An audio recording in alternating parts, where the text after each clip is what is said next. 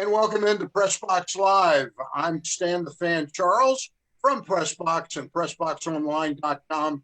With me is my co-host Ross Grimsley, and back for a second visit, but first visit on Facebook Live is number 29 and number one in your hearts, the switch hitting, sweet swinging Kenny Singleton. Kenny, thank you very much for doing this. Yeah, my pleasure, guys. Always good to see you, Stan, and of course Ross and I get together on the golf course quite often.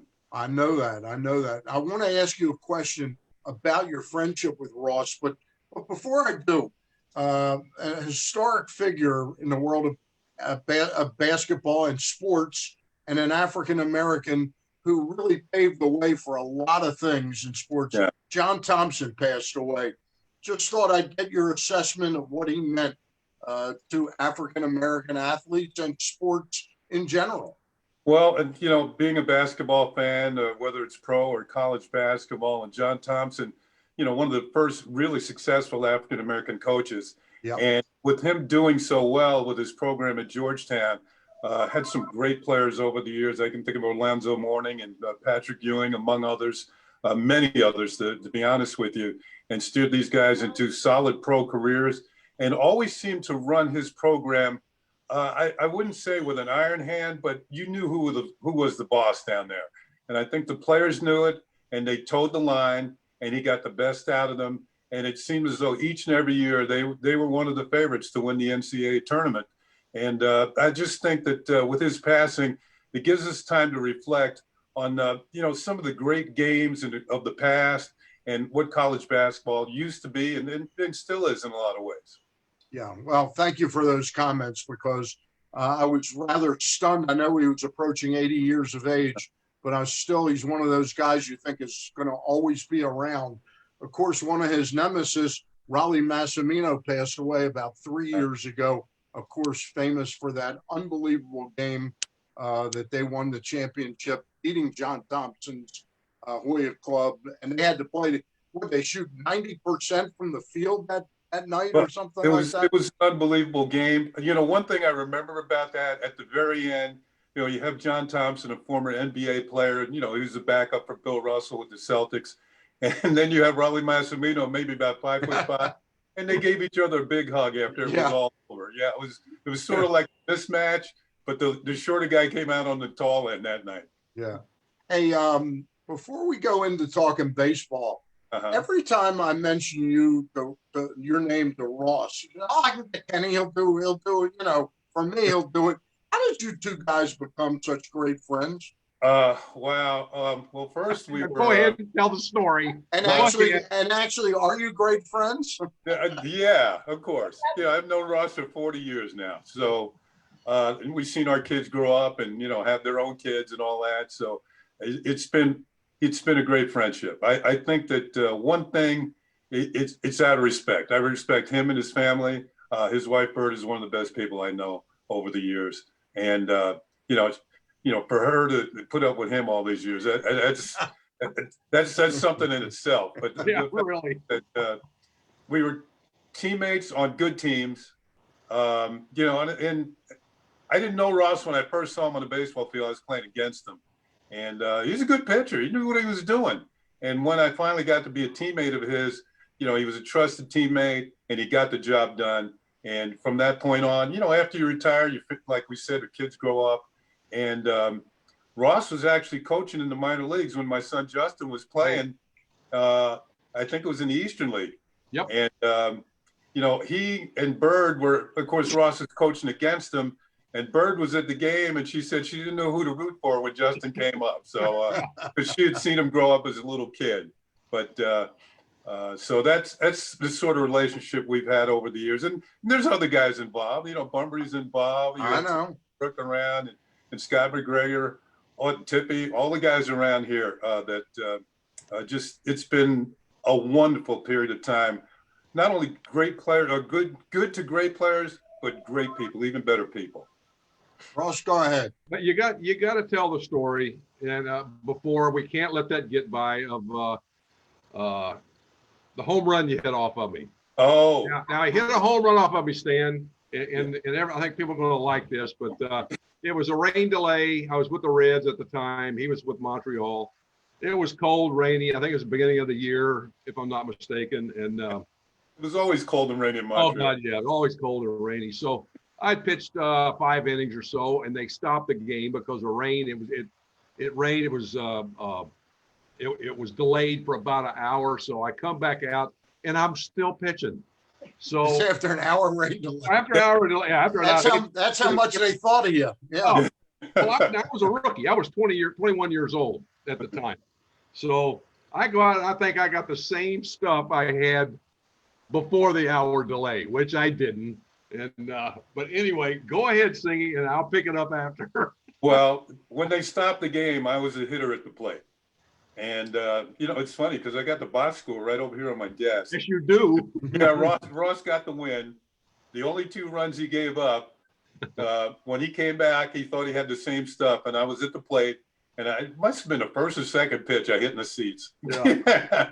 And but Ross got the win. You know who you beat that night? You know who was pitching for us? No, who was pitching?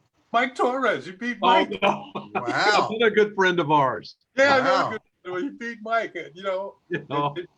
And I think the Reds won it 5 or 6-2. The thing about it, when I look at box score, I saw the great players the Reds had on their team. I mean, they had Rose, they had Bass. I mean, they had Tony Perez. No wonder they beat us. They should have. Hall of Fame. But thanks, Ross. That's the only home run I ever hit off you. Yeah, but I mean, it went now as the years went by. There was another guy on base, and then there was another guy on base, and then there was another. This went from a 2-run home run. I think there had been 5 guys on base. So I think it was one of your birthdays recently. Yeah. What is supposed to bring presents? Well, I got the box score, and I had it put in a frame nice. I got it all fancied up, and I give it to him. I said, "This so everyone will know there was one guy on." You know what, though, Stan? You know the thing about that home run. We were in Montreal. I hit it so well that it was in Montreal and it landed in Plattsburgh, New York. He supplied all the power. Yeah. It went out of the ballpark on a train and went off to Plattsburgh. Hey, Kenny, a question I've wanted to ask you for years is you've worked for the Yankees now for how long? Like close to 20 years? 24 years. 24 years. So yeah. You obviously worked when the boss was there, Mr. Steinbrenner. Yeah. How did he treat you, and what did you think of Boss George? Yeah, well, it's interesting, and I found out several things over the years working for the Yankees. Number one, when I first got the job, I went up to New York to do an audition with Jim Cott, and we were supposed to do 3 innings voiceover the previous year World Series. Okay. And after we did 1 inning, the executive producer turned to me and said, "You got the job as far as I'm concerned, but now you got to go meet George." George, right. Yeah, so we flew down to Tampa. It was Legends Field then. It's Steinbrenner Field now. And we walked into his office, big, long conference table, and he was seated at the far end. And I noticed right away he didn't get up when we came in. So I sat down next to him, and he looked me right in the eye, Stan, and he said, "Our fans aren't going to like you." And I said, "With all due respect, Mr. Steinbrenner, how come?" And he looked me right in the eye and he said, "Because of all the bad things you used to do to us. You and that Eddie Murray guy." So I said, "Well, I was just doing my job." And he said, "Well, you did it too well." But I think one reason, a couple of things I will say about George. He did a lot of things behind the scenes that people didn't know about. Yeah. He was always portrayed as this tough owner, that winning was the only thing. But I found out over the years that I was one of his favorite visiting ball players. And he tried to trade for me a couple of times, and the Orioles said no. Also, when we would go to New York, being a New Yorker, he knew that my parents would be at the game, and usually my aunt and uncle went with them. And he would give them the 4 seats right next to the Orioles dugout, right on the field. And he didn't have to do that. That was very nice of him. Yeah, very nice of him. And that to me told me. Then years later, it kind of made sense as to why he tried to get me. He wanted to bring me home as a former New Yorker, And it's interesting because years later, I talked to Hank Peters. And when I was talking to Hank, and I'd signed a contract years before that, maybe 10-5, which means the Orioles couldn't trade me without my consent. So years later, I ran into Hank and I said, Hank, I have found out that the Yankees were trying to get me a couple of times. And he looked at me and he said, I was never going to trade you, which made me feel good. Yeah. Yeah. That's great. Great stuff. How about his son, the one that's running the team now, Hal? Yeah. Does he want to win as much as George did? Yeah, I would say so, because I've mentioned this on the air during the 24 years I've been with the Yankees.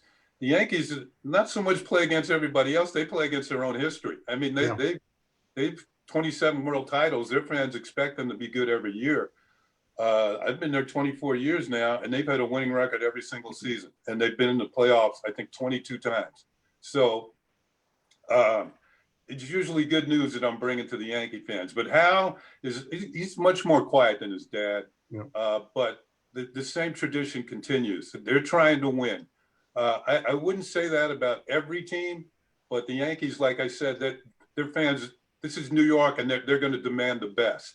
And they're going to try and win every single year. That's why they go out, and they got the wherewithal to sign people like Garrett Cole to big contracts and try and bring in the best players that they can.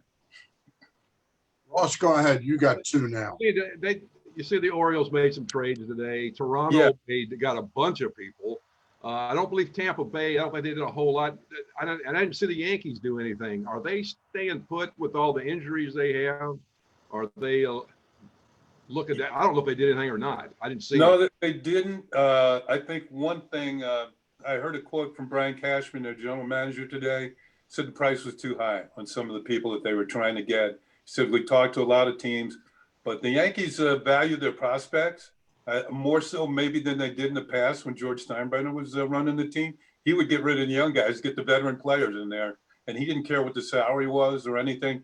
I think that the Yankees, you can't say they're frugal, but you will say they're a little bit more responsible with the money that they're handing out nowadays. They do have a great team. There's no doubt. They're one of the favorites to win. But I think that it's a little different than it used to be, and they're protecting their young prospects. Somebody like a Davy Garcia who pitched yesterday. Yeah. He looked pretty good. He's going to pitch one of the games in Baltimore this week. I think one of the games on Friday. One of them's a doubleheader on Friday. He's going to pitch one of those games. And he's a little guy. He can't be more than 5'9", but he's got a tremendous arm. He reminds me of Pedro Martinez in a way. They're both in the Dominican Republic. Yeah. Pedro interviewed him the other day after he pitched well enough. I don't think he got the win. The Yankees won in extra innings, but he pitched 6 shutout innings and struck out 6 and looked really, really good for somebody who's like 21 years old. How many guys think they have on the DL, and when are they expected back? I just happened to look this up, so I'll help you out. You got Stanton and Judge, of course, Torres, and then Paxton and Zach Britton, and Aaron Hicks just went back on. Well, Hicks, I don't know if he's back on, but he's hurting a little bit. He's getting close. They've got about 9 guys, Ross, and I mean they just got LeMahieu back. It's sort of like the second year in a row that this has happened to them. Now, last year they overcame it and won 103 games, but this year there's not 103 games. Right. There's only 60. So these guys are going to miss, maybe a third or of the season. So that's not good. I just think that they make the playoffs this year. I mean, more than half the teams are going to be in the playoffs. Yeah. So just make the playoffs and go from there. Try and get everybody healthy at the right time and get hot at the right time. Right. I heard Buck Showalter the other day, and he made a really interesting point. It was his debut on the MLB network, doing the studio work this year. And he said that he would have liked to have seen that the team, to make the playoffs, you had to reach a certain amount of games. He said that it's really unfair if one team plays 59 or 60 and another team plays 48 because of all these different issues going on.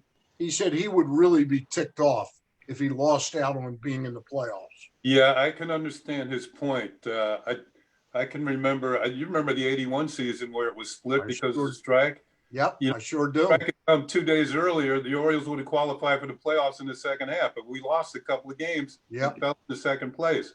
I can understand his point, but this is an unusual year all the way around. I think everybody realizes it. I will say one thing to both of you guys, that the team that ultimately wins this year will have really earned it. Not so much from what they did on the field, but what they did off the field as a unit to keep themselves together and give themselves the best chance to win.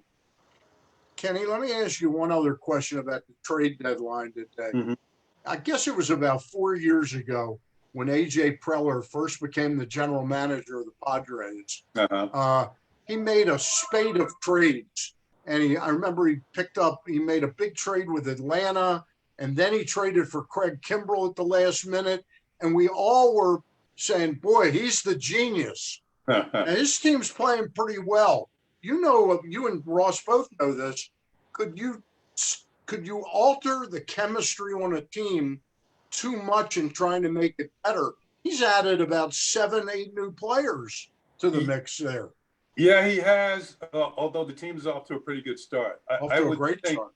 I would think it's up to the guys who kind of run the team right now. I would say Manny Machado is one of those guys. Yeah. I would say maybe a young pitcher like Paddock. Maybe not so much. It's only his second or third year. But some of the veteran guys like Hosmer. Sure. A good example. That's somebody who has to show these new guys what it's like to play for the San Diego Padres. And it has to go along with the manager as well. The manager is the one who sets the tone in the clubhouse. I think that they have to get these guys acclimated as quickly as possible. Although San Diego's not the worst place to play. I mean, I always felt, I don't know how Ross feels about this, but I always felt fortunate that I played on the East Coast because baseball had been around a lot longer. And whenever I went out to San Diego or LA, it was so nice and so beautiful. I was thinking, man, there's other things I might want to be doing today. It's just the weather's perfect all the time. But at East Coast, there's an edge to the baseball here. With the Orioles and the Yankees and the Red Sox. I mean, big rivalries that have been going on for over 100 years. Not the Orioles, but with the Red Sox and the Yankees, the Orioles since the 60s when they started to become a good team.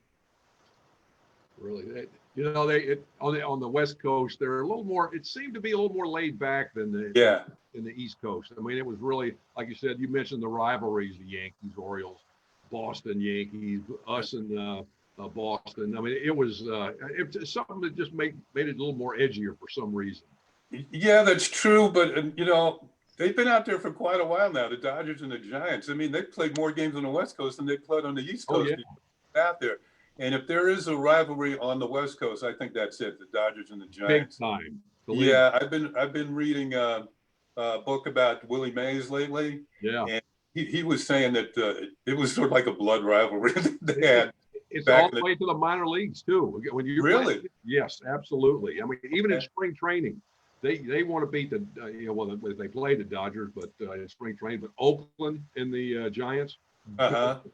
I mean, during spring training, they would send the best guys over to play on the road. Oh yeah. They didn't want to lose. The same with the Dodgers. They didn't want to trying lose. To sell tickets. Oh, they did not like it.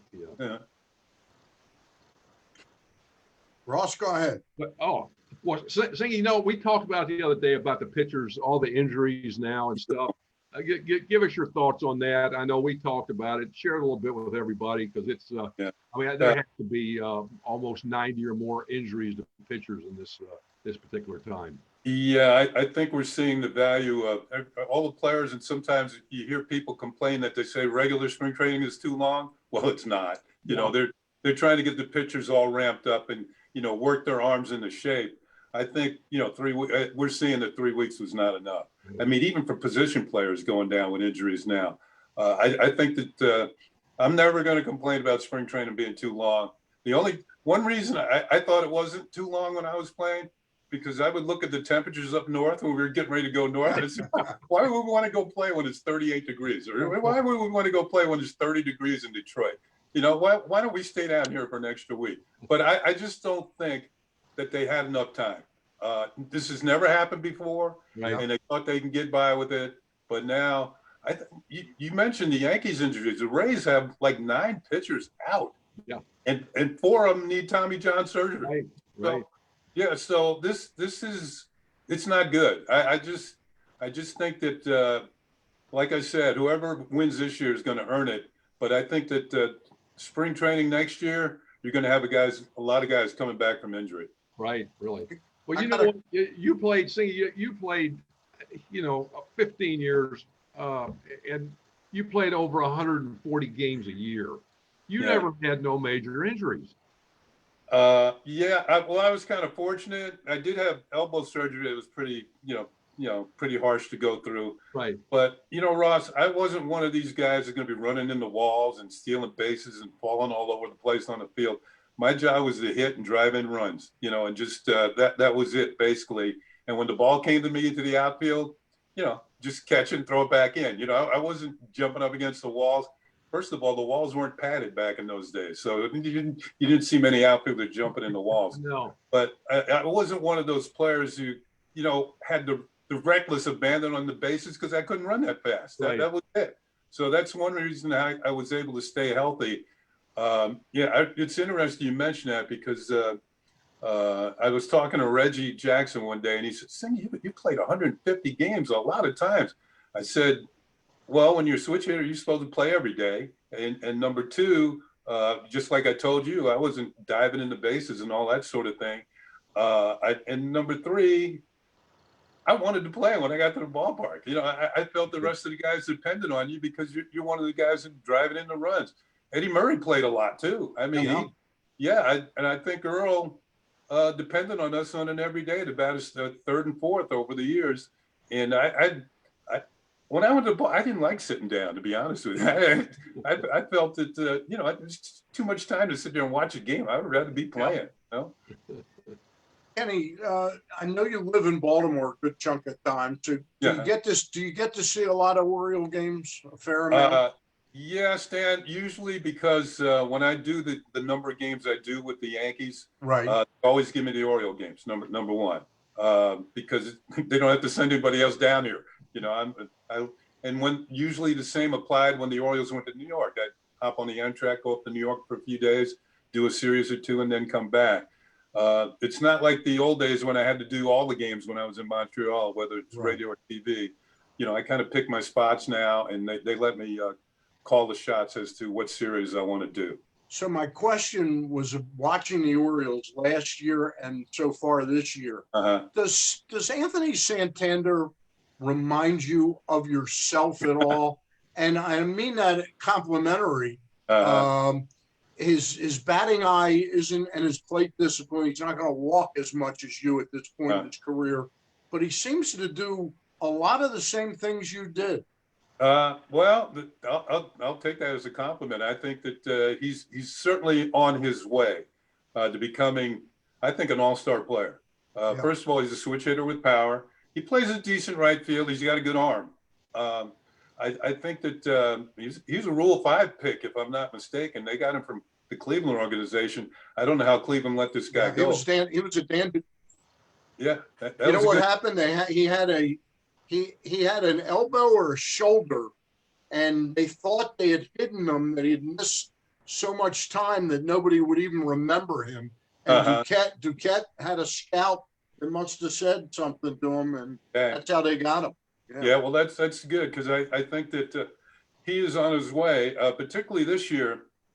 Now, last year he showed signs, but this year he's taken a big step forward. And it's almost a shame it's only a 60-game season where he can only play that long. I would venture to say, now, usually they bat him second or third, and I think you're going to see him there for a number of years. I think he's only like 25 years old, so he's got a long way to go. Yeah. And he's also a switch hitter like Ken Singleton was. Yeah, well, I'll say me, but I'm not going to put him in Eddie Murray's category. I'm not putting him there yet. No, I wasn't saying Eddie Murray. I was saying he reminds me a lot of Ken Singleton at this point in time.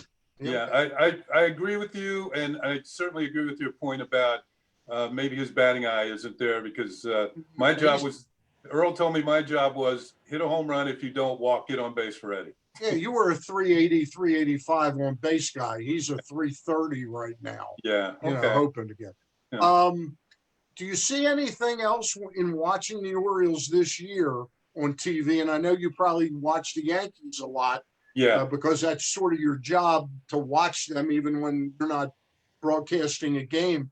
Yeah. But do you see anything for fans here to be excited about?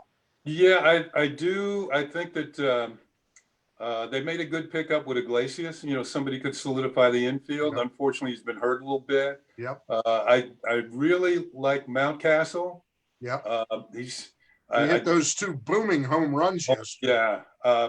One thing I've noticed about him, he's a good low ball hitter, especially down and in. It's almost like where left-handed hitters like it. And I also think that he'll improve defensively. And they gave him the number 6. And I know that over the winter, a great Hall of Famer, Al Kaline, passed away. Yeah. And all those years with the Tigers, yeah. He's from Baltimore originally.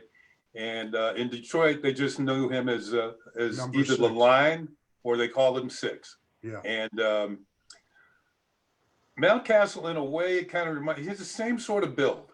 I think Mountcastle will fill out a little bit more. Maybe he's a little taller than Kaline, but the same sort of build. And maybe he'll fill out a little bit more. But I'm not saying he's going to be out Kaline. Don't get me wrong. But I'm just saying that he kind of has that look about him. And if he becomes half the player that Kaline was, I think the Oriole fans would be happy for a long time. Let me ask you about one more guy before Ross asks you a couple. Tanner Scott. Yeah. Who I saw and Ross, I don't know if you remember. Do you remember the night in Los Angeles against the Angels where he had a total meltdown? It had to be in 2017. It was in extra innings, and he walked like about five or six guys in an inning and 2/3 or something like that. I said, this guy is never going to make it. He really looks like he has turned a big-time corner right now. Well, I think that, number one, maybe with left-handers, you got to give him the benefit of the doubt. Yeah, right. Yeah, he's got a good arm. So, he's at that point, maybe he was a strikeout or a walk guy. That's what he was back then, yeah. Yeah, so now maybe he's matured to the point where he's got a little bit better control of the strike zone. We've dealt with Ross all these years. We know that left-handers are different. Oh, they're different. They're different. They just think differently. I mean, the world revolves in a different way, the exact opposite. The only ones in our right mind. Come on. Yeah. So I just think that, maybe you have to be a little bit more patient with some of these guys. First of all, at the time back in 2017, it wasn't like the Orioles were trying to win the division or anything at that point. So they weren't at that competitive level. So they could be patient with a younger pitcher and let him work his way through his problems. Ross, go ahead. Some younger pitchers now because they got rid of the bullpen. Givens, Castro, got who else? A couple of other guys. Blyer. They traded Malone. They traded Blyer, Malone, Castro, and Givens. Yeah. So it's going to give guys an opportunity, I think, to come up and play. But one of the things, the blueprint. I've talked about this before, that the Orioles have is similar to the Astros. But if you look, the Astros never developed any pitchers. They either got them traded for them, or they got a trade, and possibly I would think that maybe they're going to look the same way to do that. I think they traded Malone, which some people didn't expect to happen, but they got a couple of prospects for him. But it opened the door for Keegan Aiken. Opened the door for one of their own pitchers that's through their system. And from what I understood, he pitched okay today. Yeah. I think he's on some sort of a pitch count, so he can't go really deep into games. But he kept them in the game, and the Orioles eventually won. So I just think that maybe you'll see down the stretch here some of these younger guys get an opportunity. I mean, Ross, we all needed an opportunity at one time or another. To solidify ourselves as major leaguers, and we were both fortunate enough to play for a long time. The team that it strikes me, I'm really stunned.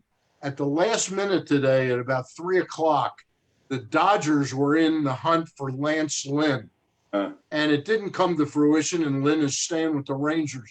But the team I'm really shocked didn't make a bigger play for a significant starting pitcher is the Atlanta Braves. Did you see a game that Ian Anderson pitched recently? Was that against the Yankees?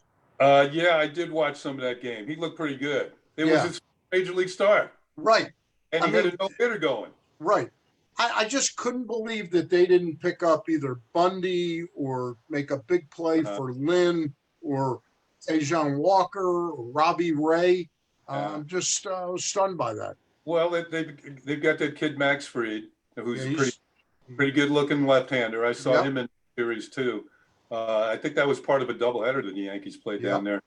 And I think one thing that I've found over the years about the Braves, Stan, they really know their pitching. And if you have a chance, if they want to trade you a pitcher, I wouldn't take him because they know something wrong. As healthy as he might be, they know that maybe he doesn't have the makeup to be a winner, at least a winner in their eyes. So I think that the Braves know what they're doing as far as pitching is concerned. And they have some good Freddie Freeman's as good as you're going to get. Acuna Jr. is going to be a superstar in this game. They've got some pretty good young players on that team. It's going to be a dogfight in the National League East. They got that old-time guy, that old-timer, Nick Markakis, who opted out, came back, and I noticed tonight he's hit 357. He might have got tired of playing golf. Hey, my last question for you, and then I'll let Ross ask you one or two more, and we'll let you get out of here, is this season, and I ask almost every guest we got on here, especially a team like the Orioles, like Kansas City, that is developing young players. What is lost in a season like this? The guys that are like the A-ball, the double-A guys that were going to come into triple-A. What's it do to them? Yeah, with no minor league season, that makes it tough. But one thing you got to realize that everybody's in the same boat.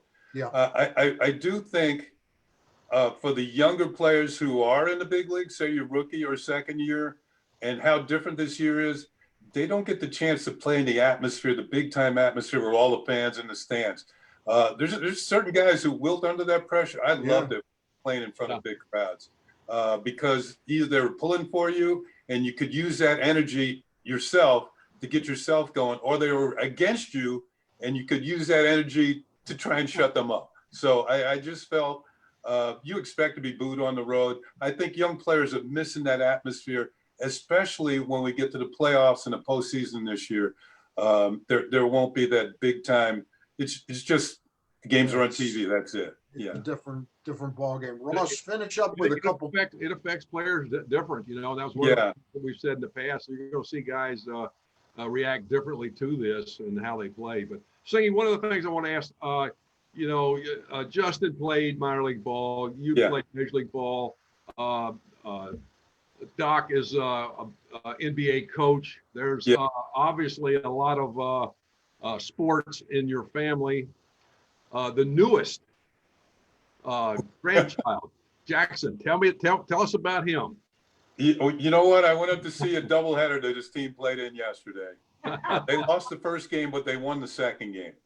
Now, it's interesting what happened in the second game. What position does Jackson play? Jackson can play anywhere. And he's only going to be 11 in a couple of days. So at this stage, Stan, when you can play, you got to play everywhere to learn where you're absolutely the best. And just talking to him, he says he likes pitching the best, and he can pitch. Change-ups and what have you. Yesterday's Justin's the coach. His dad, my son, is the coach. And obviously, Justin has warned him in the past about his temper because every once in a while he'll slam his bat down. And yesterday he struck out on a bad pitch. And he came back to the dugout, and I didn't see it, but Justin saw it. He slammed his helmet in the dugout. And then I was sitting next to my daughter-in-law, and she says, Jackson's not in the game. I wonder what happened. He's not playing.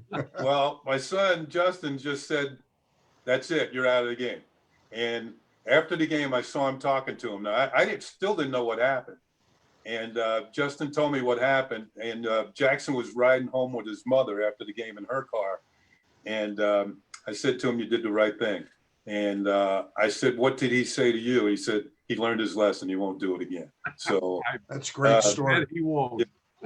Great Hey, story. Steve, tell us about last thing. Tell us about you're on the board of directors of the Cool Kids charity. Tell us about that. Is that coming up? Are you doing the golf tournament?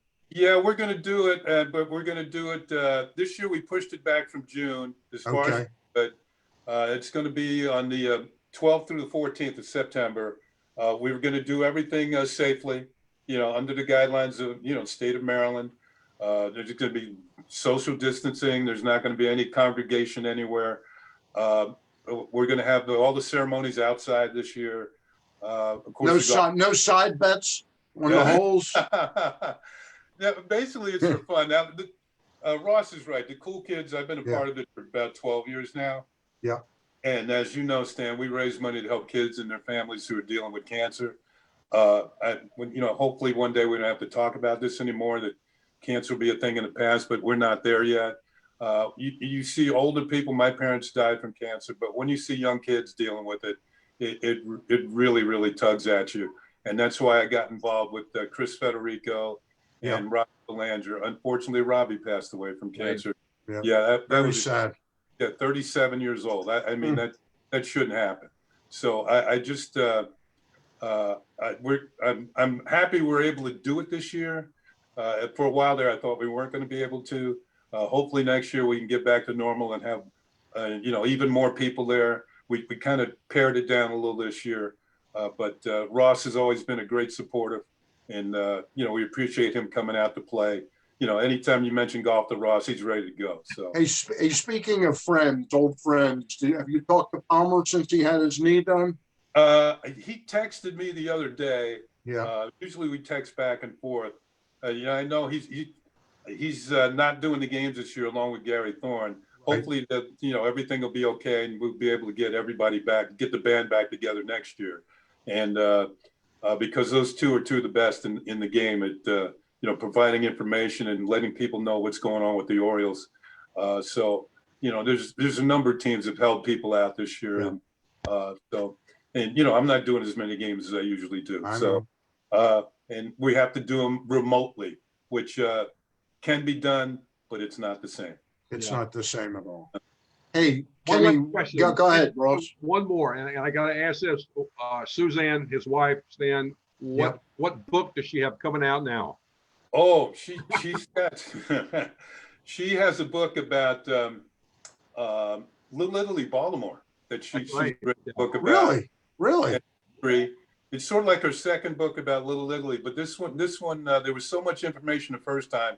This one, it has more pictures in it and explanation of Little League of the past and what's going on now. So that's her book. Who's that now? When's it due to? Is it out? No, it's coming out in November. Actually, because of the pandemic, she couldn't really go anywhere, so she finished it 3 months early. But it's coming out in a couple of months. Down in Florida, huh? She finished it in Florida? Yeah, she finished it in Florida. Yeah. Kenny, it's always great to see you. You're a champ. Really appreciate it again. Thanks, guys. All right. Know that.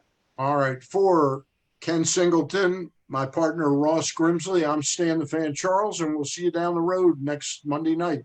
Wednesday night, Gary Stein and I will have a special guest. Thanks, guys. Thank you. All right.